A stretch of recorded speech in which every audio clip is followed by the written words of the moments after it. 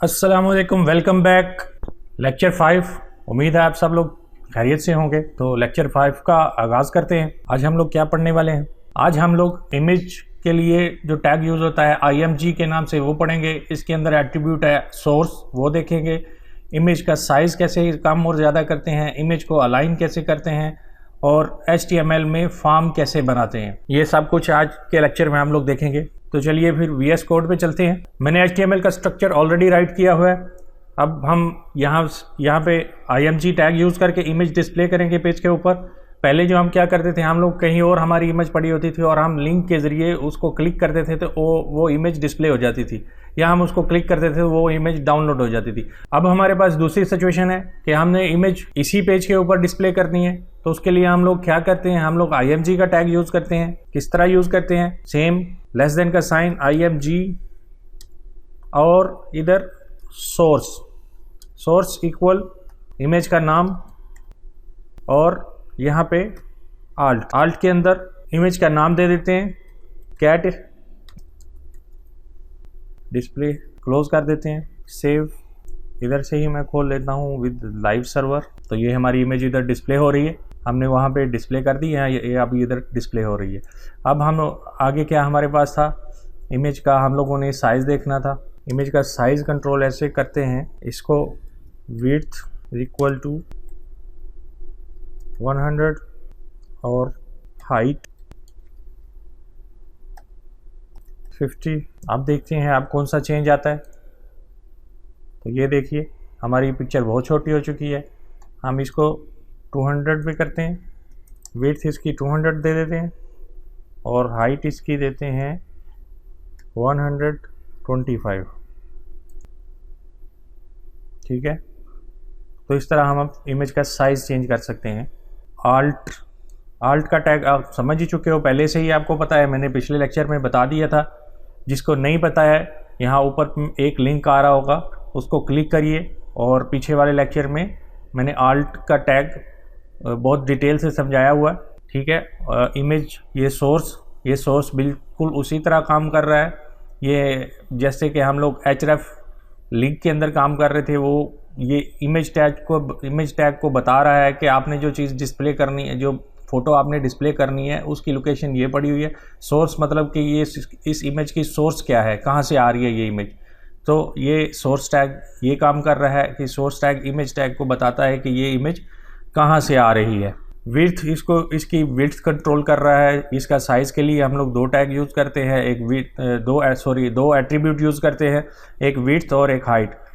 Width के लिए ये पिक्सल में भी हो सकती है, परसेंट में भी हो सकती है, और ये भी पिक्सल में भी हो सकती है, परसेंट में भी हो सकती है। इसको मैं परसेंट में भी कर के देख देता हूँ। ये मैं आपको 20% कर देता हूँ, और ये भी मैं आपको 20% करके देता हूँ। यहाँ पे मैं 20 लिखना भूल गया, 20। तो ये देखें 20 हो गया, कुछ चेंज नहीं हुआ। मैं इसको 50% करता हूँ।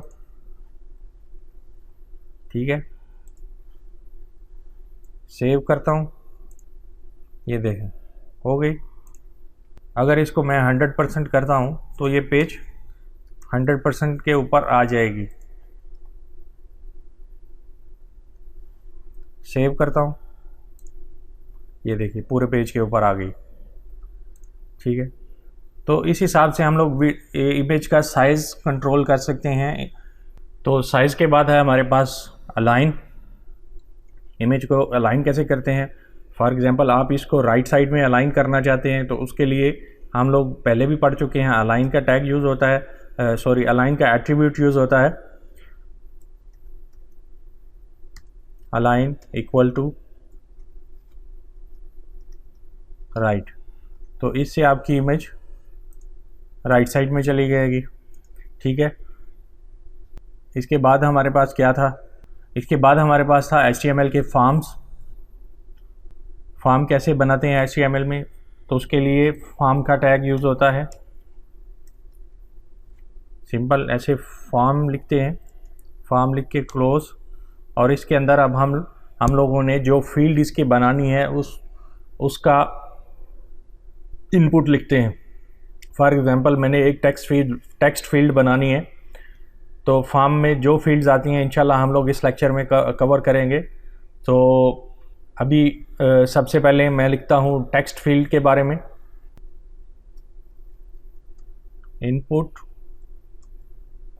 इनपुट में यहाँ पे इनपुट लिखते हैं। इनपुट यानी हम यूज़र से डाटा लेना चाहते हैं, टाइप किस टाइप का डाटा हम लोग लेना चाह रहे हैं यूज़र से। तो यहाँ पे मैं टेक्स्ट फील्ड लेना चाहता हूँ, टेक्स्ट फील्ड लिखता हूँ। ठीक है, इसको सेव करता हूँ और ये देखिए यहाँ पे हमारी टेक्स्ट फील्ड आ चुकी है। ठीक है, इनपुट टाइप में हमारे पास दूसरी फील्ड है जनाब, इसके अंदर हम लोग लिखते हैं। अभी हम लोग यूज़र से टेक्स्ट हम लोगों ने ले लिया है। टेक्स्ट फील्ड यूज़ होती है आपका यूज़र नेम वगैरह लेने के लिए, या किसी भी किस्म का टेक्स्ट आप यूज़र से जो इनपुट लेना चाहते हैं वो टेक्स्ट फील्ड में लेते हैं।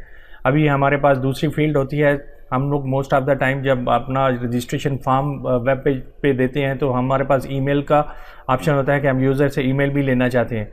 तो उसके लिए हम ईमेल टेक्स्ट फील्ड में भी ले सकते हैं, लेकिन टेक्स्ट फील्ड में ईमेल लेने का ये नुकसान होता है कि यूज़र किसी भी टाइप का ईमेल डाल दे, वो वैलिड है नहीं वैलिड है, कुछ भी टेक्स्ट डाल दे तो हमारा सिस्टम उसको ले लेता है। लेकिन अगर हम टेक्स्ट फील्ड में ईमेल लिख देंगे तो इसका मतलब है कि ये फील्ड ईमेल के लिए है और ईमेल के अलावा दूसरा टेक्स्ट नहीं आएगा। तो ईमेल एक ख़ास फॉर्मेट का होता है, जब तक वो फॉर्मेट मैच नहीं करेगा तो ईमेल की फील्ड उस चीज़ को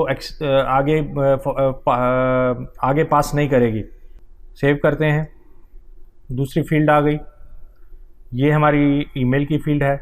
तो जैसे मैं इधर कोई और टेक्स्ट लिखता हूँ तो अभी ये चीज़ नहीं बताएगी कि जब तक हम लोग इसको सबमिट का बटन नहीं बनाएंगे तो हम लोग इसका वैलिडेशन नहीं चेक कर सकते। लेकिन जब हम लोग सबमिट का ऑप्शन देंगे तो जैसे ही हम लोग सबमिट करेंगे तो इसको ये यहाँ पे ये ऑप्शन दे देगा कि ये एक वैलिड ईमेल एड्रेस नहीं है।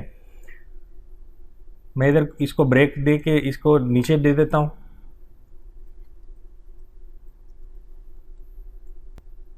नीचे आ गया। हमारे पास तीसरी फील्ड फॉर्म में आती है। सम टाइम हम लोग यूज़र को ऑप्शन देना चाहते हैं, ठीक है, और हम लोग उसके लिए या तो रेडियो बटन का इंतखाब करते हैं या फिर कोई एक चेक बॉक्स का इंतखाब करते हैं कि यहाँ पे यूज़र टिक लगाए और वो ऑप्शन सेलेक्ट हो जाए। उसके लिए हम लोग लिखते हैं सेम इनपुट लिखते हैं। इनपुट टाइप में हम लोग लिख देंगे चेक बॉक्स लिखेंगे तो ये सीधा हमारा चेक बॉक्स बन जाएगा यहाँ पे, ये देखिए, ठीक है, चेक बॉक्स बन जाएगा। यानी कि इसमें हम लोग चेक का निशान लगाएंगे। नीचे एक दूसरा इसके बाद हमारे पास आता है रेडियो बटन के नाम से, रेडियो। तो इनपुट टाइप में हम लोग सिर्फ लिख देंगे रेडियो, तो ये हमारा रेडियो बटन डिस्प्ले हो जाएगा। ये देखिए, इसको हम लोग रेडियो बटन कहते हैं। इसके बाद हमारे पास आता है समटाइम हम लोग जब कोई ऐसी ऑप्शन यूज़र को देना चाहते हैं जिसमें हम लोग कुछ चीज़ लिस्ट में से सिलेक्ट कर सकें, यानी कि लंबी लिस्ट हो, तो उसके लिए हम यूज़र को एक लिस्ट दे देते हैं। उस लिस्ट में जो ऑप्शन होती हैं यूज़र वो सिलेक्ट कर सकता है, और वही हम लोग इनपुट लेना चाहते हैं कि यूज़र इस लिस्ट में से कुछ सिलेक्ट करे जो हम लोग इनपुट यूज़र से लें। तो उसके लिए हम सिलेक्ट का टैग यूज़ करते हैं। ऐसे लिखते हैं सिलेक्ट। तो इसके अंदर हम लोग दूसरा टैग यूज़ करते हैं ऑप्शन।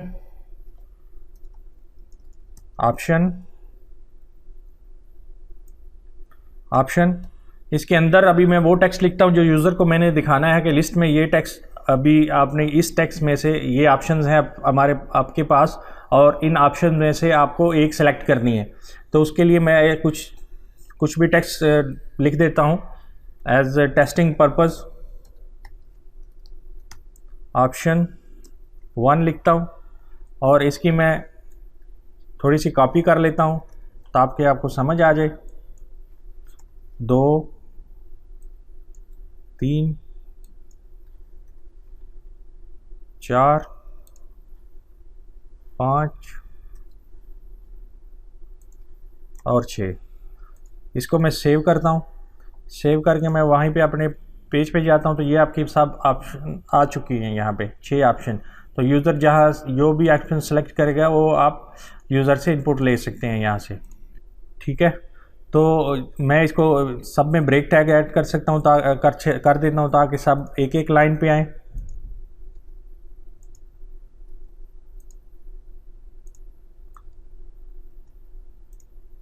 ठीक है, सबसे पहले आपकी टेक्स्ट फील्ड हो गई, फिर आपका ईमेल हो गया, फिर आपका चेक बॉक्स हो गया, फिर आपका ये रेडियो बटन हो गया, फिर आपके ऑप्शन हो गए।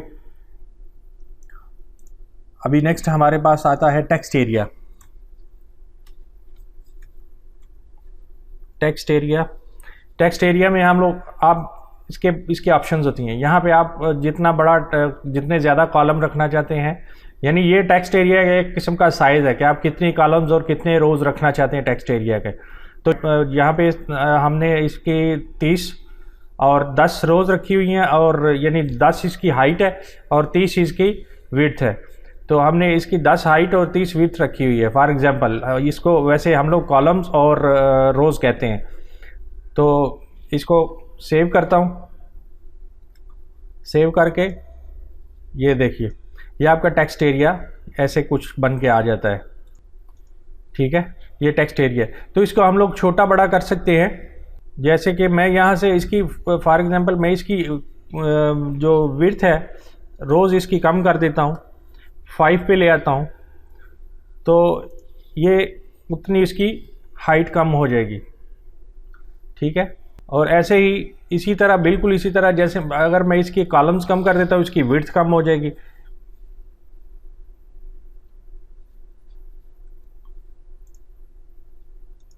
सही है। तो इस तरह हम लोग टेक्स्ट एरिया भी बना सकते हैं। नेक्स्ट हमारे पास इसका लास्ट ऑप्शन है। लास्ट में इसका हमारे पास बटन होता है। बटन देखते हैं, बटन कैसे बनाते हैं। सेम उसी तरह इनपुट लेते हैं। इनपुट के अंदर हम लोगों ने सिर्फ टेक्स्ट की जगह में लिख देना है सबमिट। तो इसका मतलब होता है सबमिट करना है। हम लोगों को इनपुट टाइप जो है वो सबमिट चाहिए, कि हम लोगों को पूरा फॉर्म अब सबमिट करना है। फॉर्म हम लोगों ने पूरा बना लिया है, इसके बाद हम लोगों ने इसको सबमिट करना है। तो सबमिट करने के लिए इसकी टाइप में हम लोग सबमिट की वैल्यू दे देते हैं, तो ये एक बटन की शक्ल में आ जाता है। देख लेते हैं। तो ये देखिए, ये बटन की शक्ल में आ चुका है। ठीक है, अब इसमें मैं आपको वो चीज़ भी बता देता हूँ, जैसे कि मैंने आपको पहले बताया था कि ईमेल का वो जो फॉर्मेट है वो एक अलग से एक मखसूस फॉर्मेट में लेगा। तो मैं इसमें ईमेल एड्रेस डाल देता हूँ, कुछ भी ईमेल डाल देता हूँ, यानी मैं इसमें ऐसे कुछ वर्ड लिख देता हूँ ताकि हमको पता चले। तो ये देखिए, please include @ in the email address, कि ये ईमेल, यानी इसके कहने का मतलब है कि ये ईमेल एड्रेस वैलिड नहीं है।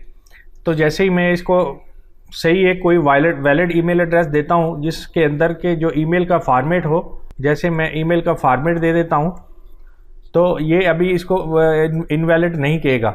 तो ये देखिए, इसने सक्सेसफुली इस फॉर्म को आगे सबमिट कर दिया है, जो कि मतलब आगे हमारे पास सबमिट करने के लिए कुछ और पेज तो है नहीं, लेकिन इधर से इसने आगे भेज दिया है, फॉरवर्ड कर दिया है। तो यहाँ पे इसने इनवैलिड का साइन नहीं दिया है। इसके मतलब है कि हमारा ईमेल का फील्ड सही से काम कर रहा है। एक टेक्स्ट फील्ड आपको बताना भूल गया, वो पासवर्ड के लिए होता है, वो मैंने नहीं बताया। मैं अभी आपको फिर से वो भी बता देता हूँ। यहाँ पे ऊपर ही चला जाता हूँ, ये अपनी फील्ड के साथ ही एक कॉपी ले लेता हूँ, और यहाँ पे ईमेल की जगह पे मैं पासवर्ड लिख देता हूँ। तो पासवर्ड लिखने से क्या होगा कि हमारा जो टेक्स्ट है वो पासवर्ड की शक्ल में आएगा। वो टेक्स्ट फील्ड में हम लोगों को शो नहीं होगा, वो एक स्टार की शक्ल, जैसे पासवर्ड का फॉर्मेट होता है उस तरह शो होएगा। ये देखिए, ये हमारी पासवर्ड की फील्ड थी। तो इसमें हम लोग कुछ भी लिखते हैं तो वो इस तरह शो होता है। लेकिन अगर हम लोग उसको टेक्स्ट लिखेंगे तो वो इस तरह टेक्स्ट शो होगा। लेकिन अगर हम फील्ड में इसकी टाइप पासवर्ड कर देते हैं तो वो पासवर्ड की तरह शो होना शुरू हो जाता है। तो हमने अपना पूरा फॉर्म तो बना लिया, लेकिन हम जब यूज़र से इनपुट लेंगे तो हमको कैसे पता चलेगा कि वो उसका यूज़र नेम आ रहा है हमारे पास, उसका पासवर्ड आ रहा है हमारे पास, या उसका ईमेल एड्रेस हमारे पास आ रहा है, या उसने फॉर एग्जांपल चेक बॉक्स है तो चेक बॉक्स हैं तो चेक बॉक्स के कौन से ऑप्शन पे उसने क्लिक किया है। तो उसके लिए हम एक एट्रीब्यूट यूज़ करते हैं जिसको हम लोग नेम एट्रीब्यूट कहते हैं। तो उसकी मदद से हम लोग यूज़र के इनपुट के ऊपर ये टेक्स्ट यूज़र को नज़र नहीं आता, लेकिन हम जब यूज़र इनपुट करता है हमारे पास आउटपुट आती है, तो हमको पता चलता है कि हाँ ये यूज़र का फर्स्ट नेम है, लास्ट नेम है, या इसने यूज़र नेम ये लिखा था। तो उसके लिए हम लोग इधर फॉर एग्जांपल इधर मैं लिख देता हूँ यूज़र नेम। ठीक है, इधर नेम में मैं लिख देता हूं इक्वल साइन ईमेल। तो हम लोग जब अपनी साइट को अपने डेटाबेस से कनेक्ट करेंगे तो वहाँ पे हमने जो इसका डेटाबेस बनाया होगा और उस डेटाबेस में हमने जो टेबल्स के नाम लिखे होंगे तो वहाँ उसके साथ हम इन नाम को मैच करेंगे कि यूज़र नेम को हम लोग यूज़र नेम के टेबल में लेके आएंगे, ईमेल को हम लोग ईमेल के टेबल में लेके आएंगे और पासवर्ड को हम लोग पासवर्ड के टेबल में लेके आएंगे। और यहाँ पे जो भी ऑप्शन यूज़र ने सेलेक्ट की होगी उस ऑप्शन के हिसाब से वहाँ पे हम लोगों ने टेबल में नाम दिया होगा और उसके हिसाब से हम लोग इस ऑप्शन को वहाँ पे लेके आएंगे। यहाँ पर हमारा आज का लेक्चर ख़त्म होता है, तो अपनी दुआ में याद रखना। अल्लाह हाफिज़।